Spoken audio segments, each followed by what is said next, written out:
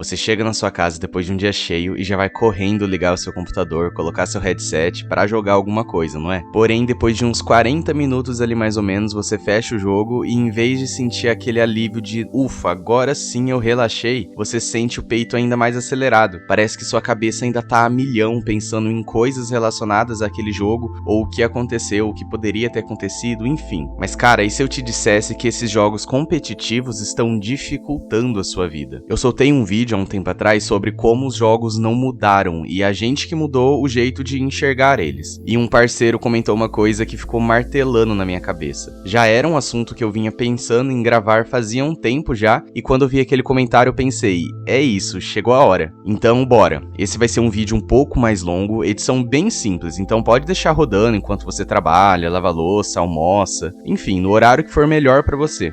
Deixa eu te dar um contexto antes de ir mais profundamente nesse assunto. Recentemente eu comecei a perceber uma coisa estranha na minha vida. Eu entrava em jogos pra desestressar, mas eu saía deles mais estressados do que eu entrei. E mais do que isso, eu simplesmente não conseguia mais jogar um jogo modo história. Eles pareciam lentos demais, parados, sem agito nenhum perto do que eu estava acostumado nos jogos online competitivos. Um momento que era para eu descansar minha cabeça depois de um dia cheio, sem eu perceber acabava sendo mais uma fonte de estresse jogada em cima do estresse que eu já tinha. Ou seja, era cortisol jogado em cima de cortisol. A gente vai conversar bastante sobre isso ao longo do vídeo, mas antes deixa eu te contar como eu cheguei até aqui, porque essa história vai explicar muita coisa e vai facilitar o entendimento. Eu nunca fui, na minha origem mesmo, uma pessoa de jogo competitivo. E por jogo competitivo, eu tô dizendo todos esses mesmo que você já deve ter pensado. CS, Warzone, Valorant, League of Legends, Dota,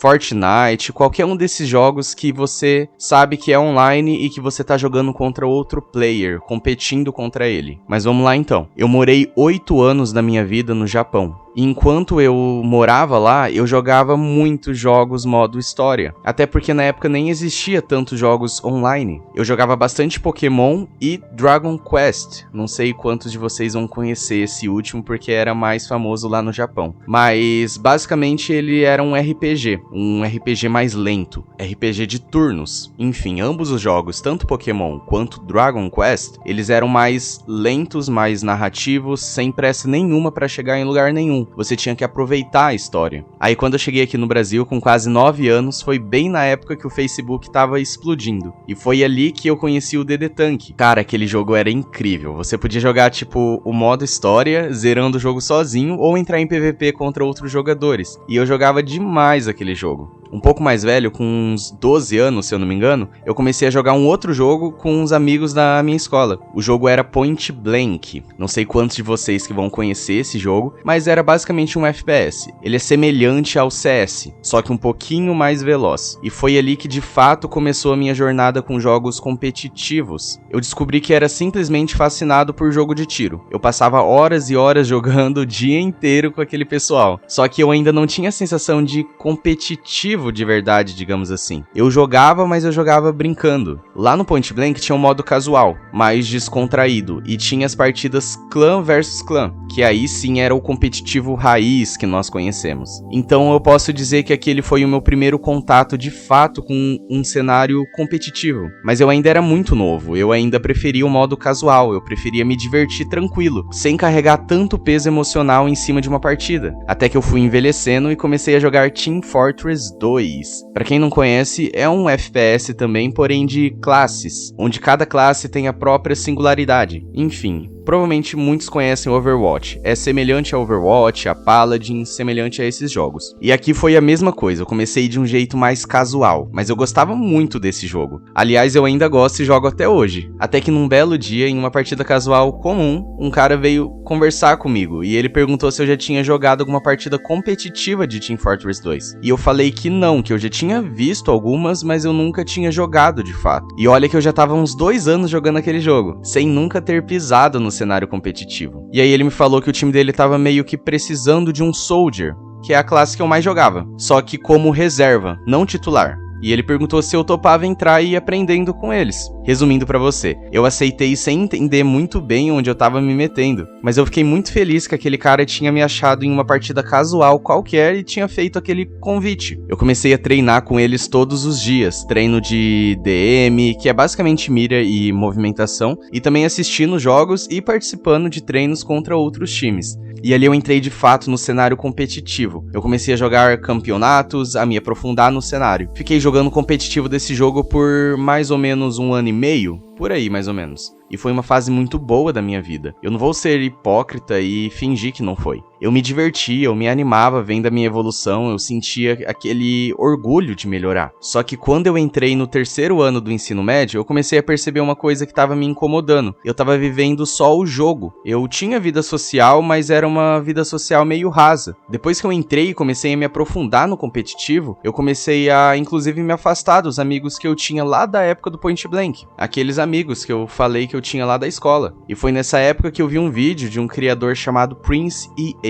Não sei se vocês conhecem, mas ele trazia uma reflexão sobre o que as pessoas mais se arrependiam na vida quando olhavam para trás. Eu assisti aquilo na escola, ainda no 3º, e cara, aquele vídeo mudou completamente a forma como eu enxergava a minha própria vida. E eu coloquei uma meta pra mim naquele último ano do ensino médio. Eu precisava me aproximar mais dos meus amigos de verdade ali, os amigos do mundo físico, sabe? Não apenas dos online. Ter mais tempo de qualidade com eles, presencialmente. E foi um momento muito importante. Mudou minha perspectiva em vários pontos que talvez eu conte com mais calma em outro vídeo, se vocês quiserem. Mas o que mais importa aqui é que com essa aproximação da minha vida social real, digamos assim, eu fui diminuindo a frequência que eu jogava Team Fortress 2. E quando eu vi, eu já quase não jogava mais. Vamos dar um salto agora na história de uns 2 anos aí. Eu comecei a jogar CSGO, mas não competitivamente, só de vez em quando, nas horas vagas, pra me divertir um pouquinho ali. Até que eu descobri o modo competitivo desse jogo, e aí, cara, voltou tudo que eu tinha no sentido de Team Fortress 2. Só que com um fator que o Team Fortress 2 não tinha, uma comunidade competitiva gigante e ativa. E de lá pra cá eu continuei jogando. Hoje esse jogo já é o CS2, né?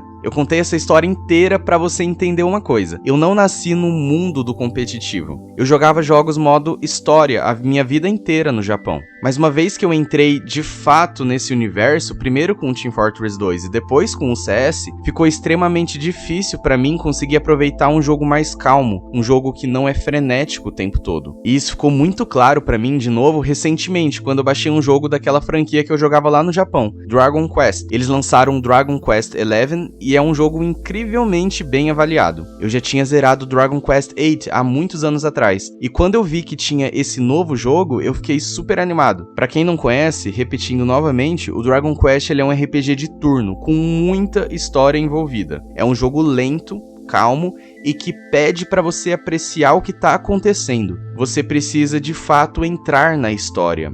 É uma história muito completa. O oposto completo do CS, que é frenético a cada segundo, pensando em call de bomb, onde jogar uma smoke, como segurar um bomb site sozinho, qual estratégia usar, enfim. E como era uma franquia que eu já conhecia e era fascinado ali, eu esperava me divertir muito com aquele jogo. E no começo, de fato, eu me diverti. Bastante, inclusive. Tudo era novidade, era história diferente, personagens diferentes. Eu tava muito animado de verdade. Só que depois de umas 2, 3 horas de jogo, eu comecei a ficar entediado. E não porque o jogo era ruim. O jogo ali, ele é muito bom. Então, alguma coisa ali estava errada em mim, digamos assim, não no jogo. E você já sabe que eu sou um aluno de psicologia, terminando a faculdade agora, tô no último semestre. Então, obviamente, eu peguei aquilo e virei cobaia de mim mesmo. Eu fui tentar entender o que estava acontecendo, o que tinha de diferente entre jogar CS e jogar Dragon Quest. E numa aula de faculdade, a gente estava estudando sobre reforço variável, mais especificamente sobre a visão do Skinner. E ali a minha ficha caiu, digamos assim, ou começou a fazer sentido.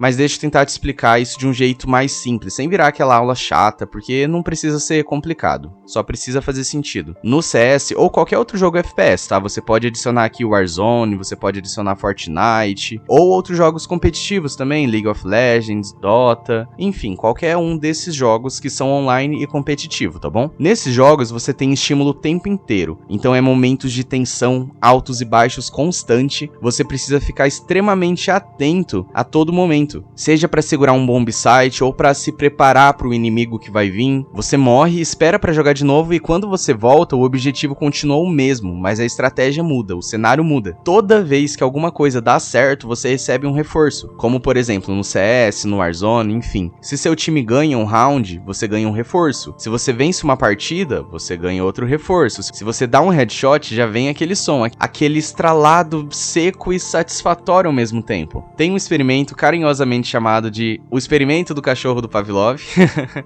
que basicamente ele aprendeu a salivar só de ouvir um sininho. Mas como que isso aconteceu? Vou resumir aqui muito, tá bom? Pra não virar uma aula que nem eu falei. Mas basicamente, eles tocavam um sininho e colocavam a comida pro cachorro. Então, isso foi feito algumas vezes repetidamente. Até que em um certo momento, eles apenas tocaram o sininho, só que não deram a comida. E só de tocar o sininho, o cachorro já começou a salivar. Bem resumidamente é isso, tá? Ou seja, o cachorro assimilou o som do sininho ali tocando com a comida, com a vontade de comer, com a comida chegando, sabe? E isso já foi o suficiente para trazer mudanças fisiológicas. Ele começou a salivar. É basicamente esse mesmo circuito, só que em vez da comida, o seu cérebro recebe aquele estralado do headshot e aprende sozinho, sem você decidir nada, a esperar o próximo. E o ponto crucial aqui é que esse reforço nesses jogos competitivos não vem de forma previsível, ele vem variável. Às vezes ele é rápido, às vezes ele demora pra vir, às vezes ele nem vem. E é justamente essa imprevisibilidade que deixa o comportamento mais difícil de largar, mais grudento, porque o cérebro fica sempre esperando que a próxima recompensa pode vir a qualquer momento. Isso não é força de vontade fraca sua nem minha, é um mecanismo estudado, documentado e que explica desde caça-níquel de cassinos até o motivo de você não conseguir largar o seu celular, por exemplo. E os jogos competitivos são praticamente um laboratório perfeito disso. E que nem eu falei, relembrando novamente, isso não é exclusivo do CS, tá bom? É qualquer jogo com essa mecânica mais frenética, essa parte competitiva, essa parte que deixa você o tempo todo sem saber o que vai acontecer no segundo seguinte. Então você pode incluir aqui League of Legends, Valorant, Warzone, Overwatch, Paladins, enfim, a lista é longa. E eu percebi que isso tava ficando sério quando eu entrei em uma rotina bem apertada de trabalho e faculdade, e eu comecei a tentar usar o jogo Team Fortress 2 pra desestressar, pra aliviar a minha cabeça. Só que eu acabava saindo de lá mais estressado. Isso porque eu ficava todo o tempo tentando chegar no topo do scoreboard da partida. Ou seja, o jogo que era um refúgio virou mais uma competição pra vencer. Pra mim não era o suficiente se eu apenas jogasse pra me divertir e não ficasse em primeiro na partida. E não me leve mal, eu ainda gosto de jogo competitivo, inclusive eu ainda jogo. O ponto aqui não é demonizar isso. O ponto é a gente se manter atento ao que cada coisa tá de fato trazendo pra nossa vida, o que cada coisa agrega na nossa vida. Existe uma pesquisa na área de eSports olhando exatamente pra isso, o estresse psicológico e fisiológico em jogos competitivos. E o achado é bem direto. Jogos como Valorant, League of Legends, CS, Warzone, enfim, eles exigem atenção constante, entregam recompensas rápidas, pressão e imprevisibilidade o tempo todo. E isso eleva o nosso estado de alerta enquanto nós jogamos e faz com que logo depois dessa atividade, outras atividades mais silenciosas e calmas pareçam sem graça quando comparadas. Esse feedback imediato, vitória, eliminação, headshot, progresso de ranking, tudo isso é muito estudado justamente porque o cérebro aprende a esperar esse nível de estímulo constante. Então, quando a gente passa um tempo lendo ou caminhando sem fone de ouvido ou simplesmente ficando em silêncio, a diferença de intensidade entre aquilo e o jogo é sentida no corpo. E a gente nomeia isso de tédio, só que não é exatamente um tédio, é abstinência de estímulo.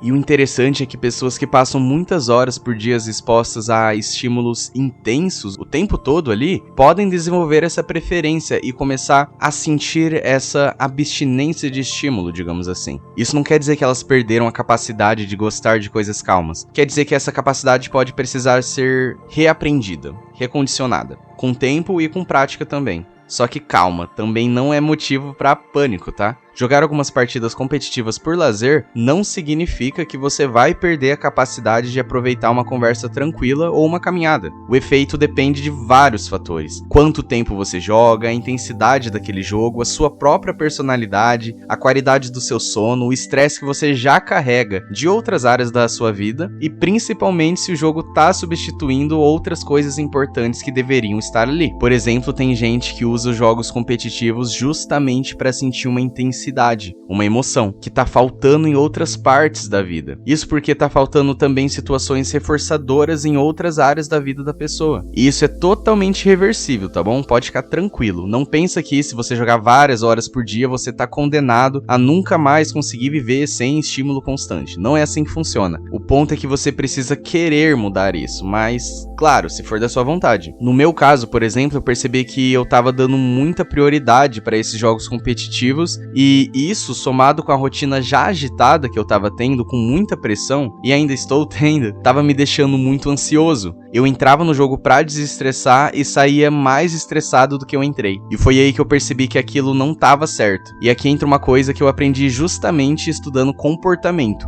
e que eu apliquei em mim mesmo: exposição gradual. Um dos conceitos que eu mais gosto na abordagem comportamental de psicologia é exatamente esse. Você reduz a aversividade de uma situação se expondo a ela aos poucos, em doses que você consegue tolerar, ao invés de tentar resolver tudo de uma vez. Foi mais ou menos isso que eu fiz comigo mesmo. Com jogos calmos. No começo era muito entediante ficar em um RPG de turno sem nenhum estímulo imediato, mas em vez de forçar uma sessão gigante de jogo e desistir frustrado, eu fui jogando um pouquinho por vez, sem cobrança, sem meta de zerar rápido. E devagar o meu corpo foi reaprendendo que ficar em um ritmo mais lento também poderia ser divertido, também poderia me fazer bem. Isso me lembrou muito também de uma coisa dos meus anos de futebol que eu tive. Eu joguei dos 9 até os meus 16 anos, mais ou menos, na posição de ala esquerda, em futsal. E ninguém aguenta correr um jogo inteiro sem parar, sem treino. No começo dói, cansa, o corpo reclama, enfim. Só que o treino começa a ensinar o corpo a aguentar. É basicamente a mesma lógica aqui, só que agora quem tá sendo treinado é o seu cérebro, pra aguentar ficar parado, sem jogada acontecendo a cada 2 segundos, sem aquelas recompensas a todo momento. E não foi só nos jogos que eu voltei a aplicar isso. Eu gosto muito de tocar músicas também,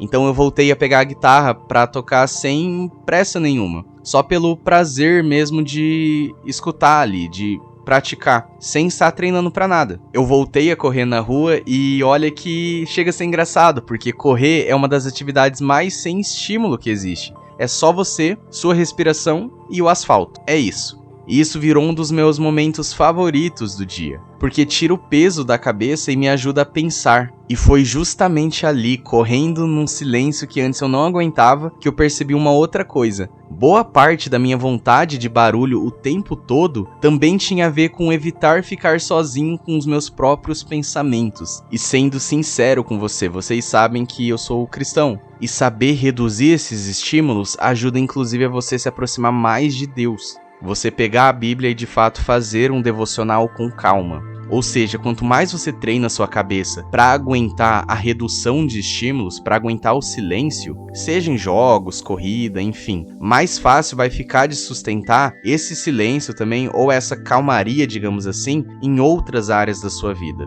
E descanso não é a ausência de estímulo, descanso é a presença de silêncio. E silêncio hoje em dia virou quase uma habilidade rara mesmo, que precisa ser treinada igual qualquer outra habilidade. Hoje eu ainda gosto de jogos competitivos, e eu ainda jogo. Só que agora eu tento ter consciência do que cada jogo vai me trazer naquele momento em específico. Se eu tô em um dia mais tranquilo, com a minha cabeça já aliviada, eu jogo umas partidas de CS numa boa e me divirto ali. Se eu quero só descansar, eu jogo Team Fortress 2, mas de um jeito mais leve, sem ficar tentando ser o melhor da partida, sem virar tryhard, digamos assim. E se eu realmente quero relaxar de verdade e aliviar minha cabeça, eu coloco um jogo modo história. E cara, sendo bem honesto, eu vejo uma mudança real na minha vida com isso. Eu vejo minha ansiedade diminuindo, eu vejo que eu consigo descansar minha cabeça melhor ali, sabe? De verdade descansar mesmo. Não só ficar trocando de um tipo de estímulo para outro, fingindo que aquilo é descanso. E reforçando aqui, isso não é um vídeo para te dizer que jogos online competitivos são ruins e que só jogos modo história são saudáveis. Não é isso. O ponto é você ter consciência do que cada um desses formatos vai trazer para sua vida naquele momento e ajustar de acordo com o que você realmente precisa naquela hora.